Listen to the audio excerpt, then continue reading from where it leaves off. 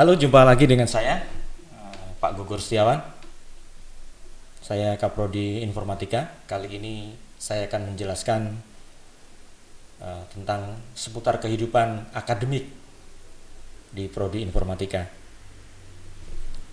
Saya menyapa Anda dulu, ya. Selamat bergabung bersama kami di Prodi Informatika Fiskom Ukrim. Terima kasih Anda sudah mempercayakan studi Anda kepada kami.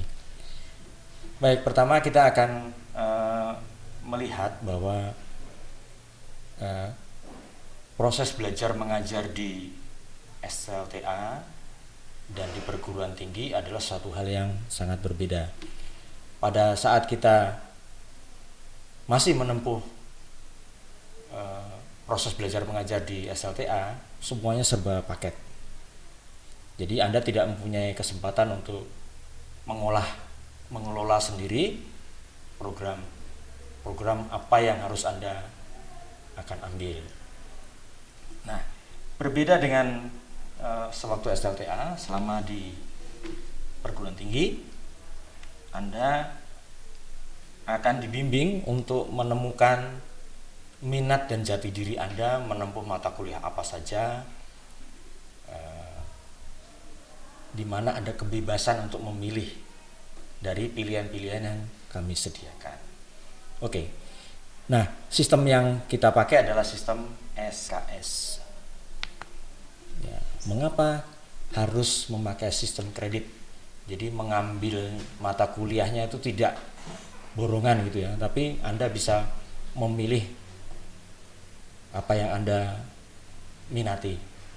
Di samping ada mata kuliah wajib. Baik, sistem ini dipakai karena kita memberi kebebasan belajar, yaitu kebebasan untuk mengelola studi. Apa saja kebebasan itu? Yang pertama adalah memilih komposisi mata kuliah. Jadi mata kuliah pilihan apa saja yang Anda ambil antara satu mahasiswa satu dan yang lainnya itu tidak akan sama, tergantung minat-minat yang Anda miliki dan Anda sukai. Kebebasan yang kedua adalah cara menempuh, bahwa satu mata kuliah pilihan bisa Anda tempuh di semester tertentu ya. Bisa semester 3 atau semester lainnya. Tergantung dari strategi menempuh mata kuliah yang Anda pilih. Lalu menentukan minat.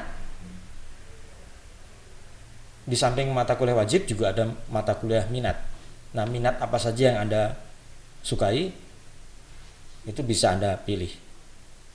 Kemudian kebebasan pengelolaan yang berikutnya adalah, atau yang terakhir adalah waktu ya, waktu studi. Ada yang menempuh normal 4 tahun, ada yang menempuh normal ya 5 tahun, atau bahkan yang maksimum 7 tahun. Di sini selama studi ya, untuk jenjang S1, waktu maksimum yang diberikan oleh pemerintah untuk Anda tempuh itu hanya maksimum 7 tahun.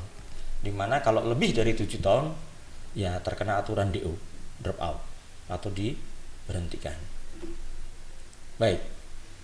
Mengapa harus memakai sistem SKS? Alasan kedua adalah karena setiap lulusan itu kita anggap unik. Dimana setiap lulusan kita beri bekal keahlian umum, yaitu keahlian yang sama antara satu mahasiswa dan satu mahasiswa lain, tetapi kita juga memperhatikan spesifikasi keahlian khusus, yaitu karena setiap manusia itu unik, maka kita memperhatikan keunikan itu. Minatnya di mana, ya kita beri kesempatan untuk mengembangkan diri. Nah, bagaimana pengaturannya? Untuk semester pertama dan semester kedua, kita masih memakai sistem paket. Karena di semester 1 dan semester 2 ini berisi mata kuliah yang wajib Anda tempuh. Baru pada semester 3 sampai semester 8, mahasiswa diizinkan untuk mengelola. Ya, diizinkan untuk mengelola. Mengatur mata kuliah mana yang dipilih. Tentu saja mata kuliah pilihan. Nah, selama mengelola studinya, mahasiswa tidak dibiarkan sendiri. Ya. Kampus menyediakan seorang penasihat akademik yang dikenal atau disebut sebagai dosen wali. Dosen wali merupakan advisor, ya, yang memantau dan memberi saran-saran kepada mahasiswa sesuai dengan minat yang ditentukan oleh mahasiswa.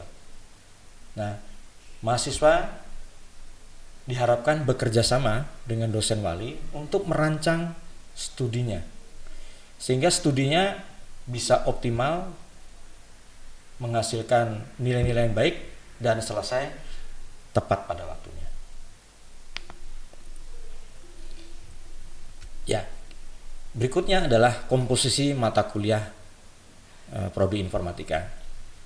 Terdapat mata kuliah wajib, ya.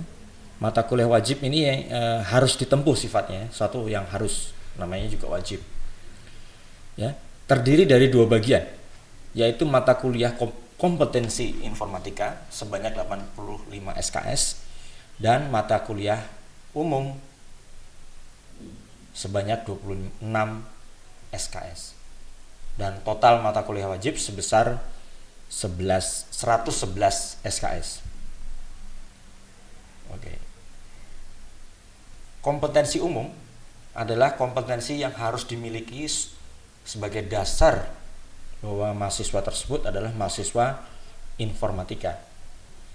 Kemudian untuk mata kuliah yang umum itu berisi mata kuliah moralitas,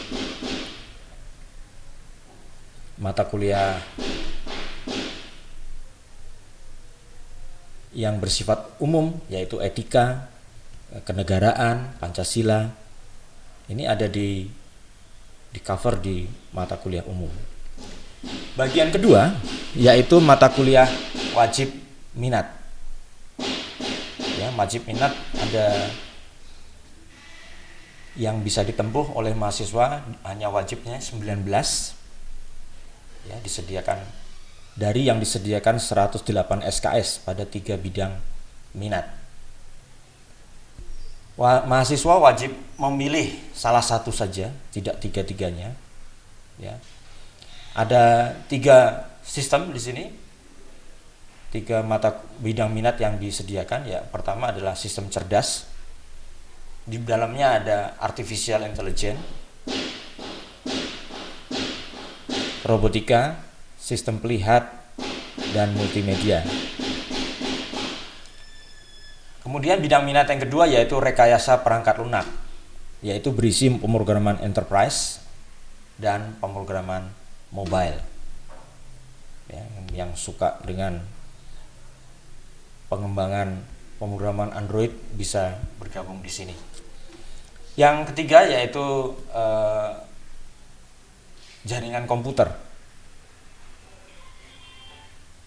Bagi Anda yang pernah mendalami TKJ, teknik komputer jaringan, di sini wadah yang kami sediakan untuk Anda bergabung. Kemudian kita melihat ke komposisi mata kuliah informatika lanjutan. Yang pertama, selanjutan yang tadi ya, mata kuliah minat sistem cerdas disediakan 69 SKS. Mata kuliah RPL disediakan 19 SKS dan mata kuliah jaringan disediakan 20 SKS. Mata kuliah sistem cerdas itu ada subnya lagi di dalamnya, yaitu bisa komputasi matematika, robotika, dan sistem pelihat atau grafika komputer. Konsentrasi bidang minat kita ada 3 mata kuliah konsentrasi, ya, sistem cerdas artifisial, perangkat lunak, dan jaringan komputer.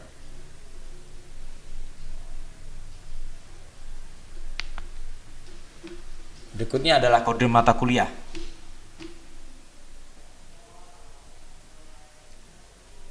Untuk menjadi identitas mata kuliah kita, untuk supaya bisa dikenali oleh sistem dan kodenya menjadi unik. Format mata kuliah informatika adalah sebagai berikut. Ya.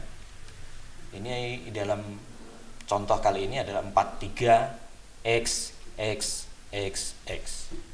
4 adalah kode fakultas. 3 adalah kode kurikulum prodi informatika.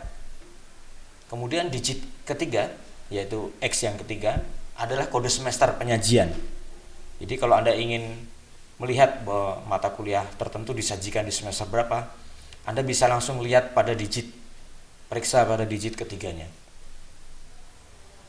Kemudian untuk yang digit keempatnya merupakan kode dari kelompok mata kuliah atau kode dari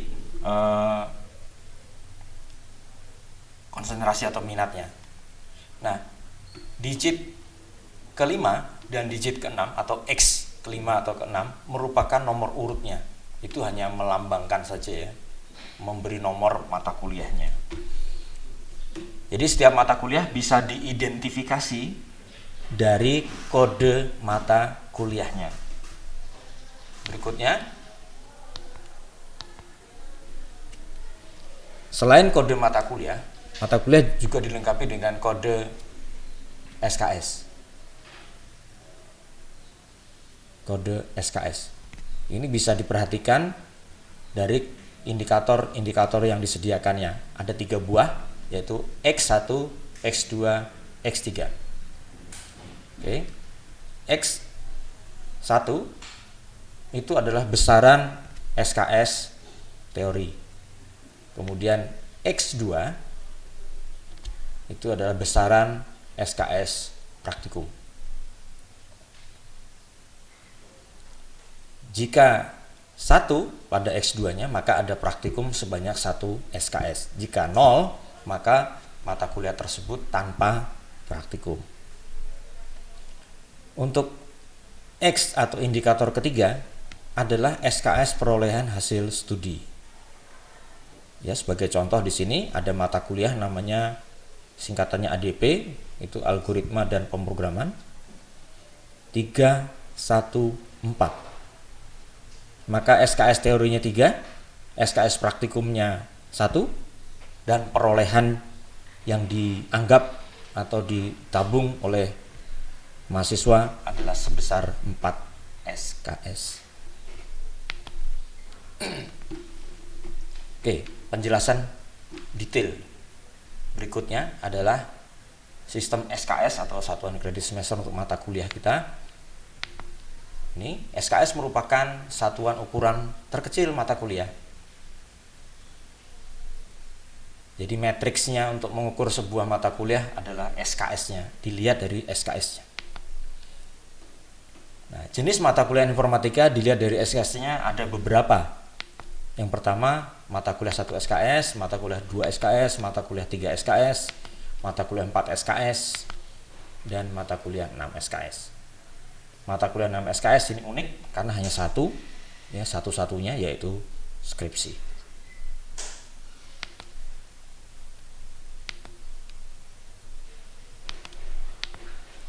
Implementasi SKS.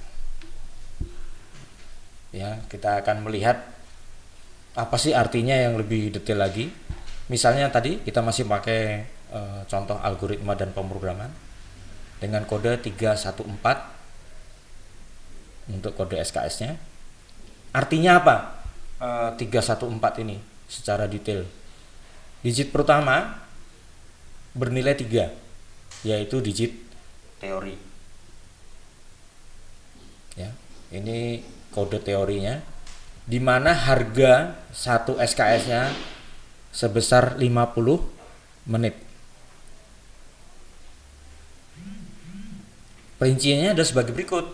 Ya, 3 SKS tatap muka kelas, bisa dalam keadaan normal itu kita bertemu di kelas, dalam keadaan pandemi saat ini bisa daring. 3 SKS tugas, ini bisa diberi PR atau paper atau tugas yang lain oleh dosen.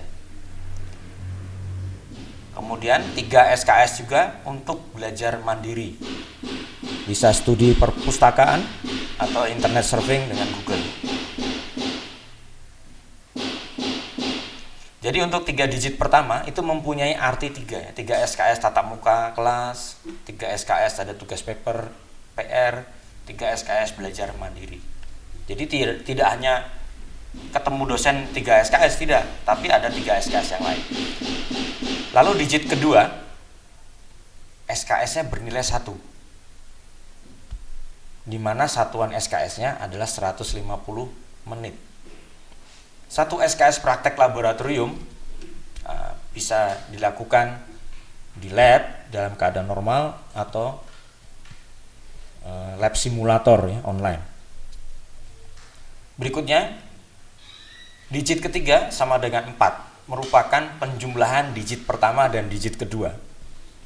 Nilai ini adalah nilai perolehan SKS yang dicatat oleh sistem sebagai progres studi mahasiswa. Berikutnya adalah contoh mata kuliah tanpa praktikum. Ya, kodenya 303. Ya, masih sama 3 yang pertama. Lalu perhatikan digit yang kedua, SKS sama dengan 0. Yaitu SKS tanpa praktek. Sehingga untuk digit ketiganya 3 ditambah 0 berisi atau bernilai 3. Jadi perolehannya sama dengan 3. Ini untuk contoh 2 mata kuliah yang memakai praktikum dan tanpa praktikum.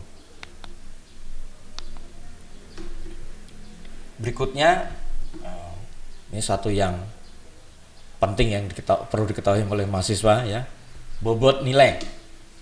Ya, range yang kita kenal untuk penilaian ada beberapa. Ya, kalau nilai itu bobotnya 1 sampai 4, 0 sampai 4 yang lulus, maksudnya nilai yang lulus. Jadi 4 itu A, B itu 3, C itu 2, D itu 1, E sama dengan 0. Makanya tadi saya katakan nilai yang lulus itu 1 sampai 4. Nah, lebih rinci lagi ada di dalam tayangan ini ya. Nilai yang lebih detail, A sama dengan 4, A minus 3,75, B plus 3,25, B sama dengan 3, B minus 2,75, C plus 2,25, C sama dengan 2, D sama dengan 1, E sama dengan 0. Ada pertanyaan, kok nggak ada D plus dan C minus, Pak? Oh ya,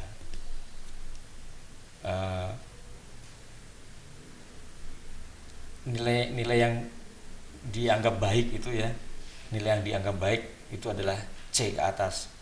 Kami dosen-dosen berharap nilai mahasiswa itu B dan A. C itu kalau terpaksa saja. Ya. Lalu kita melihat nilai dan kelulusan.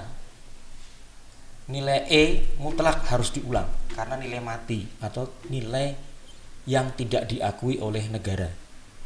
Jadi tidak boleh ada satu mahasiswa dinyatakan lulus tapi dia punya nilai E, itu nggak boleh.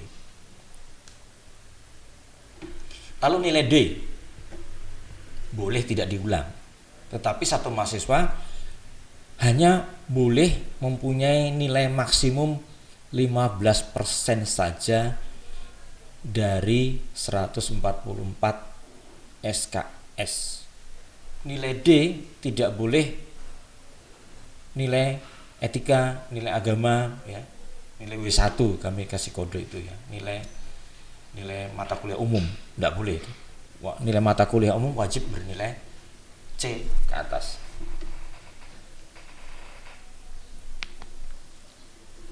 Ya. Kita selanjutnya membahas tentang IP. Range atau jangkauan IP yang baik atau IP normal lulus gitu ya. Jadi IP yang ada berapa, IP yang dianggap lulus itu berapa gitu ya. Ya, IP itu dari 0 sampai 4 indeksnya. Kita katakan baik sekali kalau IP-nya 3,5 ke atas, 3,5 sampai 4,0. Kemudian baik kalau 2,75 sampai dengan 3,4.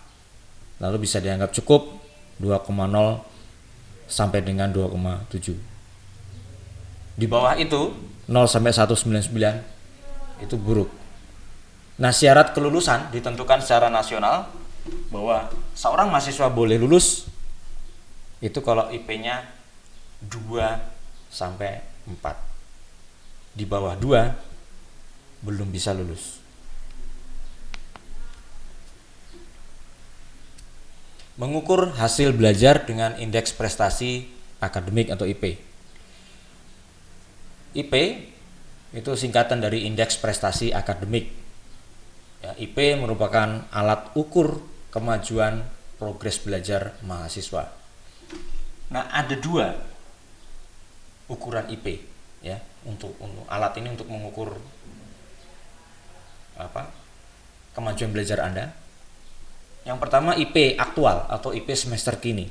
Jadi IP pada semester tertentu itu kita sebut IP aktual atau IP kini. Ya, jadi setiap semester punya IP sendiri-sendiri. Lalu yang berikutnya adalah IP kumulatif atau IP gabungan dari semester 1 sampai semester kini atau semester aktual. Nah, ini dipakai untuk menjajaki ya, mengukur mahasiswa ini ada progresnya baik, normal atau menurun. Bisa dilihat dari IP-nya. Lalu rumus menghitung IP ada sebagai berikut ya. Jumlah dari SKS kali poin dibagi jumlah SKS. Ya, ini bisa diterapkan per semester aktual maupun semester kumulatif. Indeks prestasi akademik Anda itu dipakai juga sebagai indikator ya atau mempengaruhi jumlah SKS pengambilan mata kuliah untuk semester berikutnya. Jadi kalau semesternya rendah ya kita akan membatasi untuk semester berikutnya. Ya, kalau dibiarkan tetap banyak nanti semakin keteteran belajarnya. Ya, ini berlaku untuk semester 3 sampai semester 8. Kenapa? Karena semester 1 dan 2 paket. Jadi IP tidak mempengaruhi pengambilan jumlah SKS pada semester 1 dan semester 2. Ya. Mempengaruhinya bagaimana? Jika IP Anda 3,5, maka bisa mengambil maksimum sebanyak 24 SKS. 3 sampai 35 bisa maksimum 22 SKS. 2,5 sampai 3,0 maksimum 20 SKS. 2,0 sampai 2,5 maksimum 8 SKS. Kalau di bawah 2,0 ya maksimum hanya boleh mengambil 12 SKS untuk semester berikutnya. Ya. Berikutnya ada yang disebut sebagai mata kuliah prasyarat. Apa itu mata kuliah prasyarat? Yaitu mata kuliah yang mensyaratkan pengambilannya, yaitu kelulusan mata kuliah sebelumnya. Taunya dari mana? Kalau mata kuliah itu punya syarat, nanti ada daftarnya. Jadi mata kuliah A, syarat pengambilannya adalah lulus mata kuliah B. Seperti itu ya contohnya. Ini contoh, untuk bisa mengambil bahasa Inggris akademik 2, terlebih dahulu harus menempuh dan lulus bahasa Inggris 1. Jadi kalau bahasa Inggris 1-nya tidak lulus, E begitu ya. Nah, tidak diizinkan untuk mengambil bahasa Inggris 2.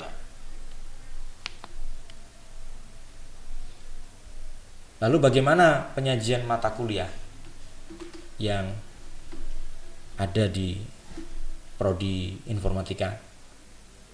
Penyajian mata kuliah reguler terbagi ke dalam yang pertama, yaitu disajikan pada semester gasal. Lalu berikutnya disajikan pada semester genap. Lalu jika dirasa perlu, ya, prodi akan mengadakan semester pendek. Semester gasal disebut dengan kode 1, semester genap disebut dengan kode 2, semester pendek disebut dengan semester 3. Mata kuliah yang disajikan pada semester gasal dan genap, artinya sepanjang semester, baik itu semester gasal atau genap, itu disajikan terus, ada gitu ya. Kalau semester pendek tidak ya, ini adanya di semester gasal dan genap saja, yaitu mata kuliah tertentu ya. Yang pertama kewirausahaan, kerja praktek, teknik penulisan karya ilmiah, dan skripsi. Oke, tadi di depan sudah disinggung masalah mata kuliah yang berpraktikum. Nah, jika kita mengadakan pertemuan kelas, maka ya sudah, Anda bisa datang ke setiap kelas yang ada jika dalam keadaan normal ya. Lalu praktikum bagaimana? Praktikum juga disediakan ruangan tersendiri dalam kondisi normal. Sayangnya sekarang pandemi ya. Nah, dalam kondisi normal, praktikum itu berada di PTIK atau Pusat Komputer Ukrim. Yang kedua adalah lab jaringan, dan yang ketiga lab robotika. Lab robotika termasuk lab elektronika ya, untuk mata kuliah robotik. Loh Pak, kok mata kuliah sistem cerdas tidak ada? Ya, sistem cerdas rata-rata komputasi ya, jadi tidak memerlukan lab hardware yang berat. Biasanya kami layani di Puskom. Sementara lab jaringan butuh alat-alat jaringan, dan robotika butuh lab robotika, makanya harus ada lab fisik. Meskipun demikian, ketiganya bisa dilakukan secara online dengan memakai peralatan simulator. Jadi tidak perlu khawatir nanti nggak praktikum gitu ya. Masih bisa dilakukan secara online. Baik, berikutnya saya memperkenalkan KRS. Apa itu KRS ya? KRS merupakan kartu rencana studi. Jadi untuk Anda bisa aktif secara akademik, besok saya kuliah apa, Anda harus melakukan KRS atau mendaftarkan mata kuliah yang akan Anda tempuh pada semester yang akan datang. Nah, KRS bisa dilakukan secara online karena sudah difasilitasi dengan sistem informasi akademik yang bisa diakses secara online. Nah, kapan kita bisa atau harus KRS online? KRS itu dilakukan pada awal semester dan biasanya terjadwal seperti apa yang disediakan pada kalender akademik atau pengumuman resmi dari biro akademik. Nah, bagaimana jika tidak mengisi KRS? Ya, keaktifan seorang mahasiswa itu ditentukan dengan daftar ulang di awal semester, dilanjutkan dengan KRS. Jadi kalau Anda tidak melakukan KRS, berarti keberadaan Anda di sistem akademik tidak bisa dilayani untuk mengambil mata kuliah, melihat nilai, dan lain sebagainya, tidak bisa. Jadi untuk mendapat layanan akademik, Anda harus aktif dengan DU dan mendaftarkan mata kuliah Anda yang akan Anda tempuh melalui KRS. Nah, tidak KRS sampai batas waktu tertentu, sampai mendekati tengah semester begitu ya, terpaksa harus dicutikan. Oke? Nah, jika KRS online-nya terlambat atau mahasiswanya tidak tahu gitu ya, atau lupa jadwal KRS online sehingga dia tidak sampai bisa melakukan KRS online, maka mahasiswa tersebut masih bisa melakukan KRS manual, tetapi harus datang ke kampus. Ya, KRS manual metodenya tidak online tapi by paper, ya, mengisi kartu KRS.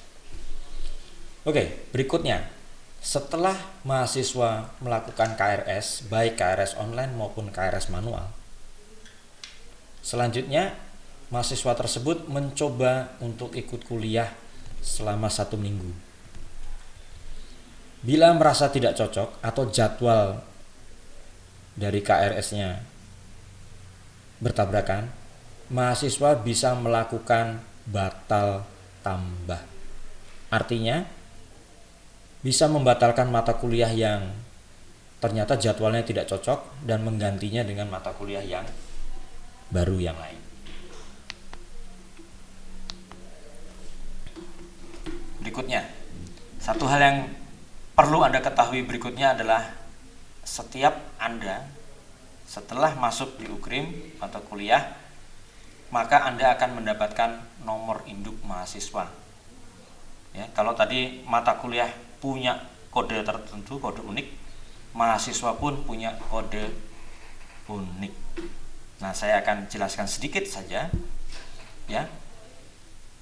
Nomor mahasiswa kita terdiri dari 10 digit. Ini sebagai contoh di sini namanya Mas Daniel Subejo. Kemudian nomor induknya 20 42 10 XXXX. Apa artinya ini? Ya. 20 merupakan kode angkatan. Ya, karena Anda masuk di tahun 2020, maka kode angkatan Anda adalah 20. Kemudian 4 merupakan kode fakultas, yaitu Fiskom. Dilanjutkan 2 merupakan kode prodi informatika. Sedangkan 1 merupakan kode program atau kode jenjang. 1 melambangkan strata 1, sarjana tingkat 1. Kemudian 0 itu masih di reverse, ya, dicadangkan untuk keperluan masa depan itu, ya, untuk mencatat apa nggak tahu nanti. Tapi itu dicadangkan. Kemudian ada 4 digit XXXX. Itu merupakan nomor urut mahasiswa. Nanti maksimumnya pada saat dia berdiskusi nilai 9,999, ya. Sekarang belum sampai, masih jauh. Jadi masih bisa menampung seluruh Anda semua. Oke, baik, demikian penjelasan dari saya, ya, seputar yang ada di prodi informatika. Ya. Bila masih ada pertanyaan, nanti bisa disampaikan melalui chat online yang disediakan oleh panitia.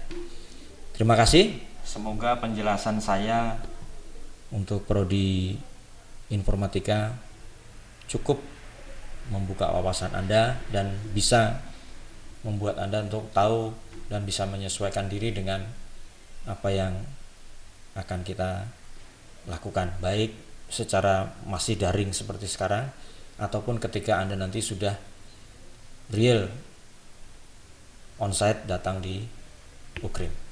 Terima kasih, sampai jumpa, Tuhan memberkati.